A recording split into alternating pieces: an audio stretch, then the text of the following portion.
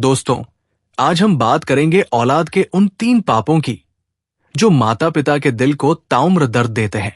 ये कहानी सिर्फ एक परिवार की नहीं, बल्कि हर घर की हकीकत को दिखाती है। धर्मशास्त्रों में कहा गया है कि माता पिता की सेवा सबसे बड़ा धर्म है। लेकिन जब औलाद इस धर्म को भूल जाती है तो नतीजा क्या होता है? इस कहानी में आप जानेंगे कि माता पिता का अपमान, उनकी अवहेलना और स्वार्थपूर्ण आचरण औलाद के जीवन को कैसे बर्बाद कर सकता है। आइए इस प्रेरणादायक और ज्ञानवर्धक कहानी के माध्यम से जानें कि माता पिता की सेवा ही क्यों जीवन का सबसे बड़ा धर्म है। पुराने समय की बात है, जब ऋषि मुनियों ने यह शिक्षा दी थी कि माता पिता भगवान का प्रत्यक्ष रूप होते हैं। इस परंपरा को हमारे धर्म ग्रंथों ने गहराई से सहेजा। आज की कहानी इन्हीं धर्म ग्रंथों से प्रेरणा लेकर एक सुंदर संदेश देती है। एक समय की बात है, ऋषि आश्रम में एक सभा आयोजित हुई। वहां कई शिष्यों ने अपने गुरु से पूछा, गुरुदेव, सबसे बड़ा धर्म क्या है? क्या ये यज्ञ करना है, तपस्या करना है या समाज की सेवा? गुरु ने मुस्कुराकर कहा, इन सब धर्मों से ऊपर एक धर्म है, माता पिता की सेवा।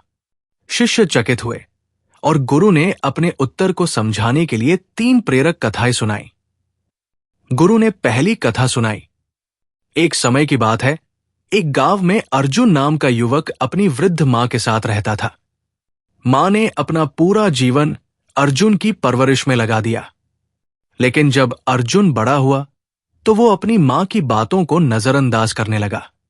एक दिन जब मां ने अर्जुन से पानी मांगा तो उसने गुस्से में कहा, आप हमेशा परेशान करती रहती है, मैं कोई आपका सेवक नहीं हूं। यह सुनकर मां की आंखों में आंसू आ गए। अर्जुन को यह नहीं पता था कि माता का अपमान करना भगवान का अपमान करने के बराबर है।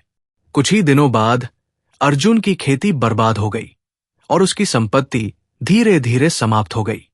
गुरु ने कहा, जो औलाद अपने माता पिता का अपमान करती है वो अपने अच्छे कर्मों का फल खो देती है। शास्त्रों में कहा गया है कि ऐसी औलाद को अगला जन्म दुख और कष्ट में बिताना पड़ता है। गुरु ने दूसरी कथा सुनाई।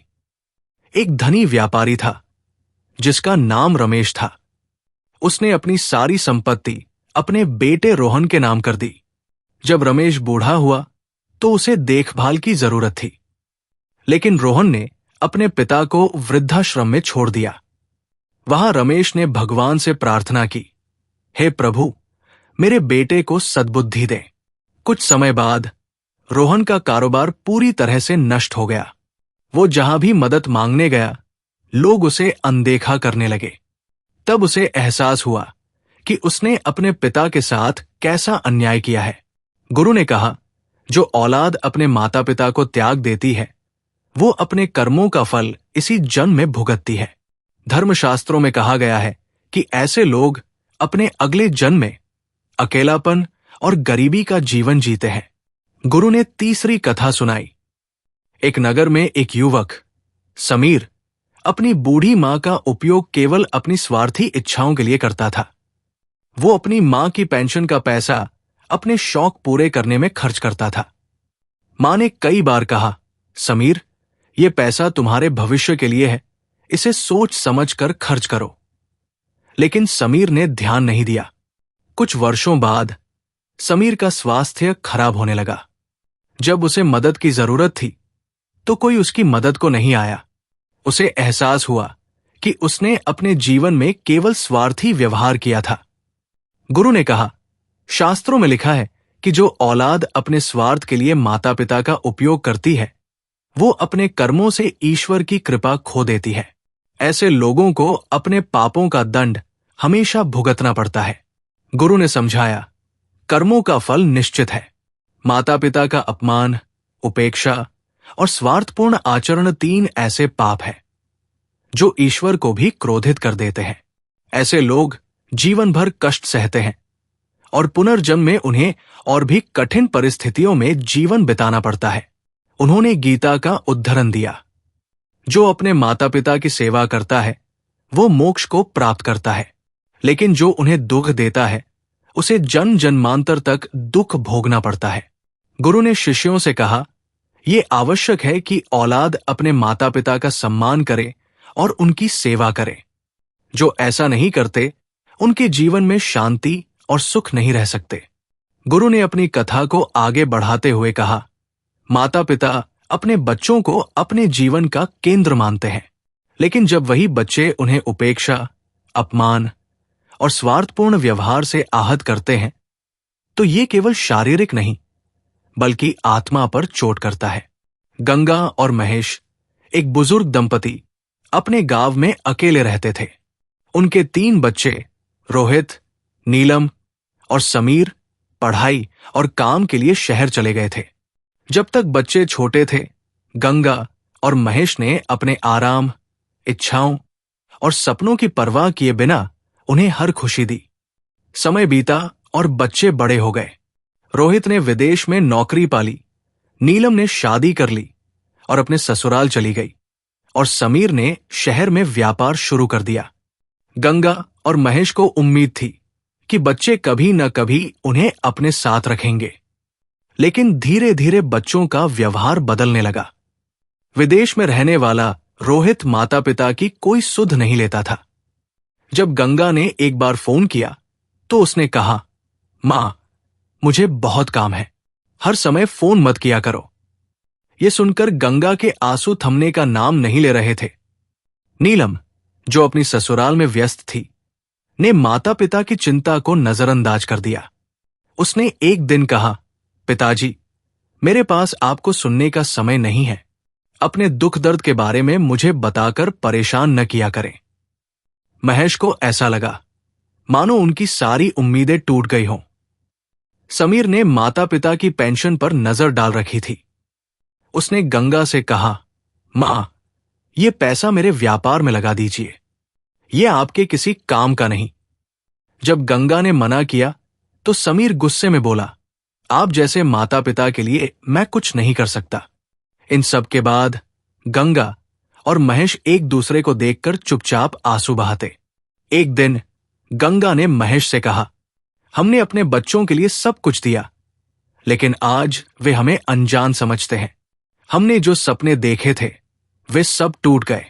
महेश ने उत्तर दिया, हमारी गलती ये थी कि हमने उनसे कुछ अपेक्षा की। गंगा ने एक बात कही जिसने उनकी वेदना को और गहरा कर दिया, क्या हमने इन्हें इसलिए पाला था कि ये हमारे जीवन के इस पड़ाव पर हमें ऐसा महसूस कराएं? विदेश में रहते हुए रोहित को स्वास्थ्य संबंधी समस्याएं होने लगी। वो जब भी मदद मांगने की कोशिश करता तो कोई उसके साथ नहीं होता। उसे एहसास हुआ कि उसने अपने माता पिता से दूरी बनाकर कितनी बड़ी गलती की थी। नीलम का अपना बेटा बड़ा हो गया और उसकी उपेक्षा करने लगा। तब उसे अपने माता पिता का दर्द याद आया। उसने सोचा, मैंने जो अपने माता पिता के साथ किया वही अब मेरे साथ हो रहा है। समीर का व्यापार पूरी तरह से नष्ट हो गया।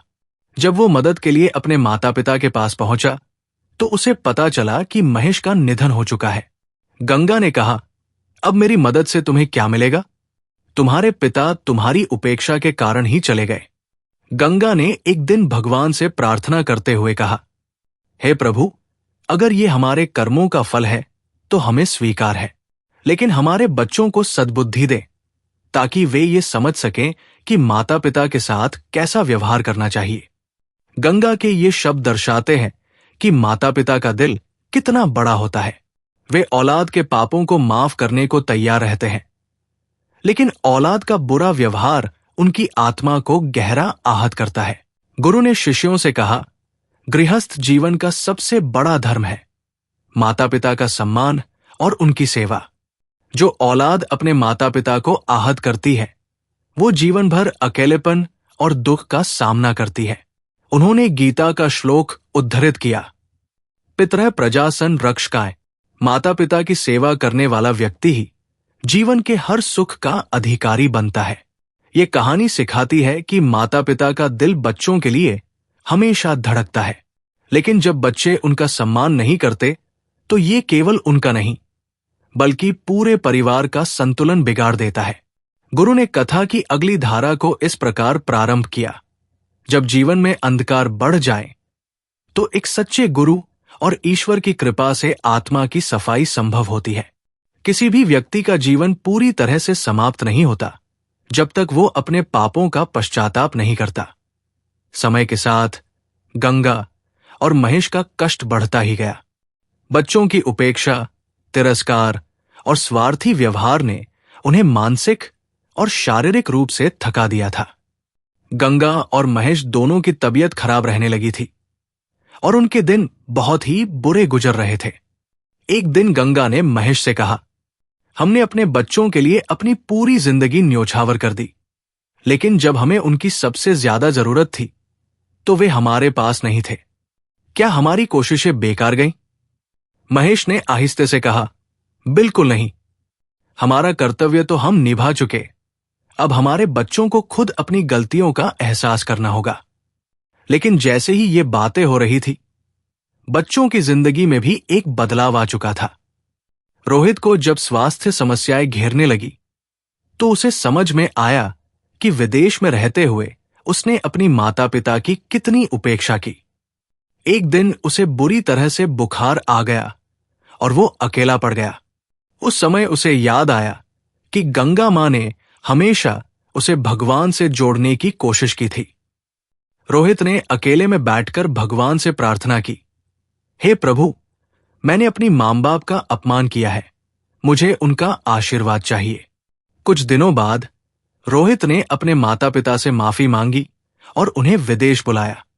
वो जान चुका था कि केवल पैसे और सफलता से जीवन का उद्देश्य पूरा नहीं होता। नीलम के जीवन में भी एक भयंकर मोड़ आया जब उसका बेटा भी उसकी उपेक्षा करने लगा।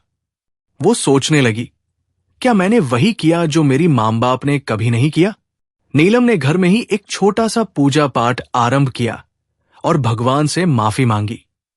उसने महसूस किया कि माता पिता की सेवा और सम्मान करना एक सच्चा धर्म है। उसने गंगा और महेश से माफी मांगी और उन्हें अपने घर बुलाया ताकि वो उनका ध्यान रख सके। समीर का व्यापार पूरी तरह से बर्बाद हो गया था। उसने अपने माता पिता से हमेशा पैसे की उम्मीद की थी, लेकिन जब वो संकट में पड़ा तो किसी ने उसकी मदद नहीं की। वो एक दिन गंगा के पास आया और हाथ जोड़ते हुए बोला, मां, मुझे समझ आ गया है कि मैंने आपकी भावनाओं का कितना अपमान किया। मेरी गलती के लिए मैं आपको क्या कह सकता हूं? गंगा ने उसे आशीर्वाद देते हुए कहा, बेटा, जब तुम अपने पापों का पश्चाताप करने के लिए आगे बढ़ते हो तब तुम्हारे जीवन में बदलाव आना तय है। गंगा और महेश ने देखा कि उनके बच्चों ने अपनी गलती समझी और अब वे सच्चाई की ओर बढ़ रहे थे। इस प्रक्रिया में गुरु और ईश्वर की भूमिका बेहद महत्वपूर्ण थी। गुरु ने अपने शिष्यों से कहा, आत्मा का उत्थान तभी होता है जब वो सच्चे मार्ग पर चलता है। जब कोई व्यक्ति अपनी गलती स्वीकार करता है तो वो आत्मा के प्रति एक सच्ची श्रद्धा का परिचायक होता है। उन्होंने भगवान श्री राम की भक्ति के बारे में बताया और कहा, भगवान राम का वनवास भी इस संसार का सबसे बड़ा कष्ट था, लेकिन उन्होंने उसे आत्मसात किया। उसी तरह आपके बच्चों ने जो किया उसका पश्चाताप करना उनके जीवन का असली वनवास था। इसी तरह गंगा और महेश को महसूस हुआ कि उनके बच्चों का जीवन अब सच्चे मार्ग पर चलने लगा था। बच्चों ने अपनी गलतियों को स्वीकार किया और जीवन में सुधार करने के लिए ईश्वर और गुरु की कृपा से मार्गदर्शन प्राप्त किया। गंगा और महेश के जीवन में आई कठिनाइयों के बाद उनके बच्चों ने अंततः अपनी गलती समझी। ये समझने के बाद वे गंगा और महेश के पास आए और उनसे क्षमा मांगी। गंगा ने उन्हें गले लगाते हुए कहा, बेटा, माता पिता की सेवा और सम्मान ही सबसे बड़ा धर्म है। यही धर्म सबसे सच्चा है, क्योंकि माता पिता ने हमें जन्म दिया है और हमें इस संसार में ले आए हैं। रामायण में जब भगवान राम ने अपनी माता कौशल्या की सेवा की तो वे भगवान होने के बावजूद कभी भी उन्हें भूल नहीं गए। उन्होंने उन्हें सम्मान दिया और यही कारण था कि भगवान राम का जीवन हमेशा सत्य और धर्म से भरा रहा। महेश ने भी कहा, भगवान श्री कृष्ण ने गीता में कहा है कि जो माता पिता की सेवा करता है वही सच्चे धर्म का पालन करता है और उसे ईश्वर का आशीर्वाद प्राप्त होता है। इस संदेश ने बच्चों के दिलों को छुआ। उन्होंने समझ लिया कि जीवन में किसी भी प्रकार की सच्ची सफलता और सुख का रास्ता केवल माता पिता की सेवा से ही होकर जाता है। समय के साथ बच्चों ने महसूस किया कि जो दुख उन्होंने अपने माता पिता को दिए थे, उसका प्रतिफल उन्हें अब भुगतना पड़ा। उनका जीवन कठिनाई से भरा हुआ था। रोहित, नीलम और समीर ने सोचा, कभी हम समझ नहीं पाए कि माता पिता का अपमान करने का क्या परिणाम हो सकता है। अब हमें ही इसका सामना करना पड़ रहा है। गंगा ने उन्हें समझाते हुए कहा, बेटा, संसार में हर कर्म का फल मिलता है। जैसे तुमने हमें कष्ट दिया, वैसे ही तुम्हारे जीवन में भी कष्ट आए। यही धर्म है, ये कर्म का फल है। महेश ने इस पर जोड़ा, धर्मशास्त्रों में भी कहा गया है कि जो संतान माता पिता को दुख देती है, उसे अपने कर्मों का परिणाम भुगतना पड़ता है।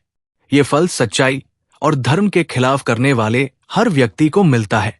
इस विचार से बच्चों का दिल भारी हो गया और उन्हें एहसास हुआ कि अपनी गलतियों का एहसास करना और सुधारना ही सच्चा पश्चाताप है। गंगा और महेश के जीवन में अब बदलाव आ चुका था। उनके बच्चे अब उनके पास लौट आए थे और उनकी सेवा में जुट गए थे। एक दिन जब सभी परिवार एक साथ बैठकर भोजन कर रहे थे, महेश ने कहा, मुझे अब यह समझ में आ गया है कि ईश्वर का आशीर्वाद तभी मिलता है जब हम अपने माता पिता की सेवा करते हैं। यही सही रास्ता है, यही सही धर्म है। गंगा ने बच्चों को एक महत्वपूर्ण धार्मिक शिक्षा दी। भगवान श्रीराम का जीवन हमें यही सिखाता है कि माता पिता के बिना जीवन का कोई उद्देश्य नहीं होता। माता पिता की सेवा से ही सच्चा सुख और शांति मिलती है। जब हम उनका सम्मान करते हैं, तब हम ईश्वर की इच्छा को समझते हैं और उसी से आशीर्वाद प्राप्त करते हैं।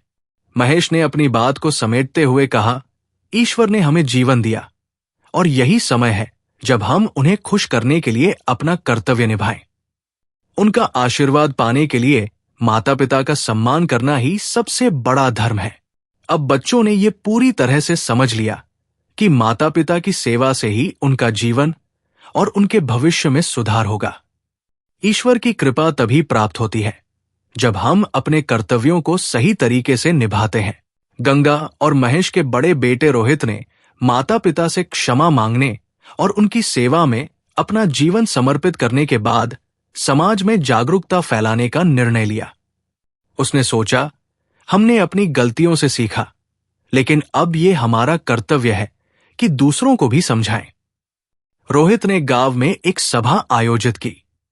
उसने वहां मौजूद सभी लोगों को संबोधित करते हुए कहा, माता पिता हमारे जीवन के स्तंभ हैं।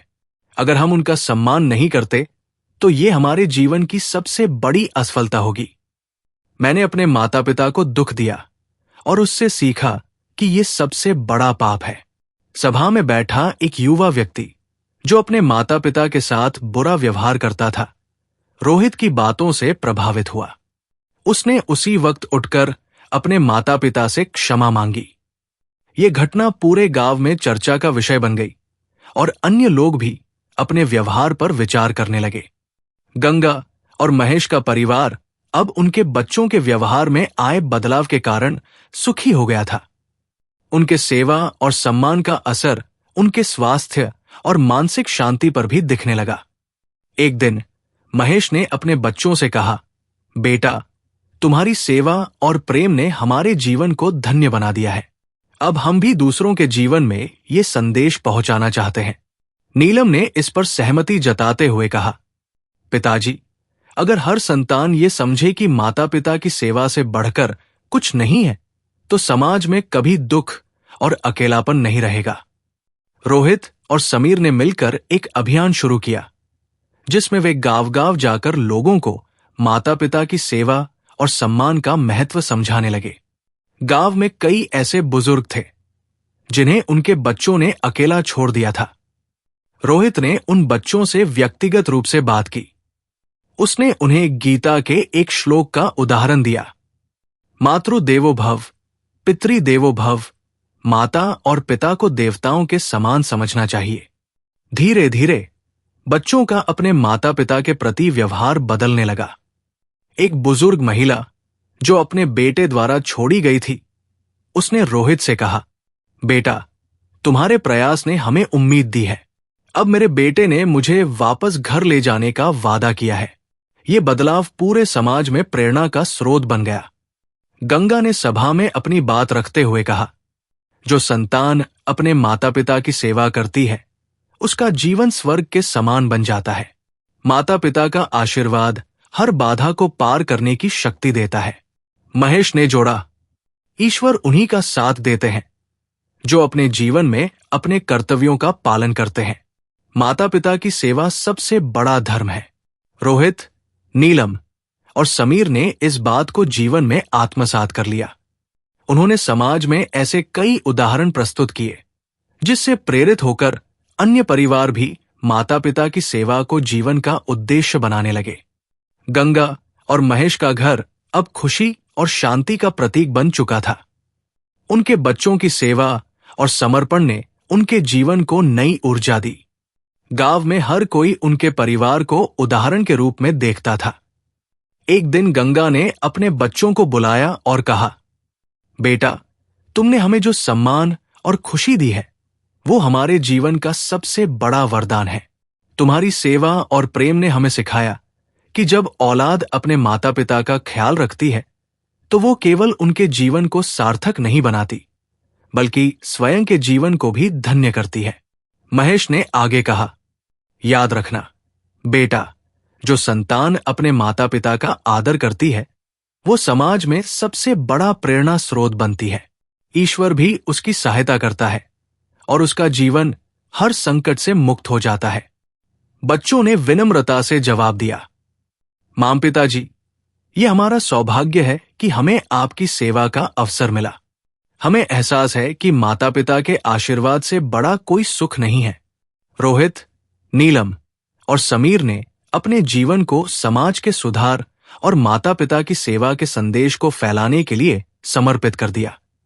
उन्होंने गांव में एक नया केंद्र स्थापित किया, जिसका नाम उन्होंने रखा मातृ-पितृ सेवा आश्रम। इस आश्रम में वे बुजुर्गों को सहारा देते थे और युवाओं को उनके कर्तव्यों की याद दिलाते थे। इस पहल से गांव और आसपास के क्षेत्रों में नई लहर दौड़ गई।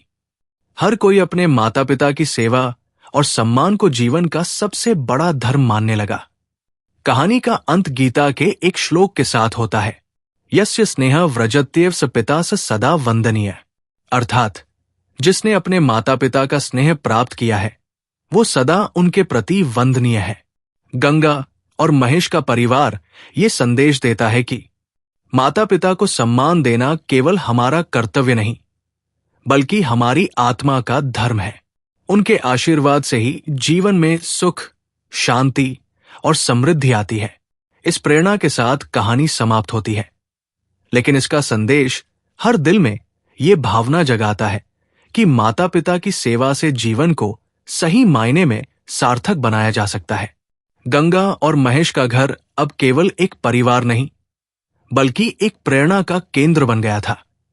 उनके बच्चों के व्यवहार में आया बदलाव पूरे गांव और समाज में चर्चा का विषय बन चुका था। जहां पहले उनके जीवन में दुख और अकेलापन था, अब वहां प्रेम, समर्पण और खुशी का वास था। एक दिन गांव के मंदिर में एक बड़ा उत्सव रखा गया। इस अवसर पर गंगा और महेश को मुख्य अतिथि के रूप में बुलाया गया। वहां मौजूद लोगों ने उनसे पूछा, आपके परिवार में ये परिवर्तन कैसे संभव हुआ? महेश ने मुस्कुराते हुए कहा, यह परिवर्तन हमारे बच्चों की भक्ति, पश्चाताप और सेवा से हुआ। जब औलाद अपनी गलतियों को समझकर उन्हें सुधारने का प्रयास करती है, तो जीवन में हर समस्या का समाधान संभव हो जाता है। गंगा ने भावुक होकर जोड़ा, माता पिता का सम्मान करना केवल कर्तव्य नहीं, ये स्वयं के जीवन को श्रेष्ठ बनाने का मार्ग है। जब औलाद अपने माता पिता का सहारा बनती है, तो वो ईश्वर की कृपा को अपने जीवन में आकर्षित करती है। एक वर्ष बाद गंगा और महेश ने अपने बच्चों को बुलाकर कहा, बेटा, तुम्हारे समर्पण और सेवा ने न केवल हमारा जीवन धन्य कर दिया, बल्कि समाज को भी एक नई दिशा दी। अब हम ईश्वर से केवल एक प्रार्थना करते हैं कि हर औलाद तुम्हारी तरह अपने माता पिता की सेवा करे। समीर ने विनम्रतापूर्वक उत्तर दिया, माम पिताजी, ये हमारा सौभाग्य है कि हमें आपकी सेवा का अवसर मिला। अब हमारा उद्देश्य ये सुनिश्चित करना है कि कोई भी माता पिता अपने जीवन में अकेलापन और अपमान न झेले। गंगा और महेश के परिवार की कहानी ने यह साबित कर दिया कि माता पिता की सेवा और सम्मान से न केवल व्यक्तिगत जीवन बल्कि पूरे समाज का कल्याण संभव है। सभा में महेश ने गीता का एक श्लोक सुनाया, पितृवत प्रतिपूज्य सदा माता पितरों, यत्र ते संतुष्टाएं तत्र देव स्वयं वस्ति। अर्थात जहां माता पिता संतुष्ट होते हैं वहां स्वयं देवता निवास करते हैं। इस प्रेरणादायक कथा के साथ गांव के हर घर में माता पिता को सम्मान और सेवा का महत्व समझ में आ गया। धीरे धीरे ये आंदोलन दूर दूर तक फैल गया और समाज में एक नई जागरूकता का संचार हुआ। कहानी इस संदेश के साथ समाप्त होती है कि माता पिता की सेवा से बड़ा कोई धर्म नहीं। उनकी खुशी में ही औलाद की सफलता है। जो औलाद अपने माता पिता को खुशी देती है वो न केवल उनका जीवन सार्थक बनाती है बल्कि अपना जीवन भी स्वर्ग के समान बना लेती है।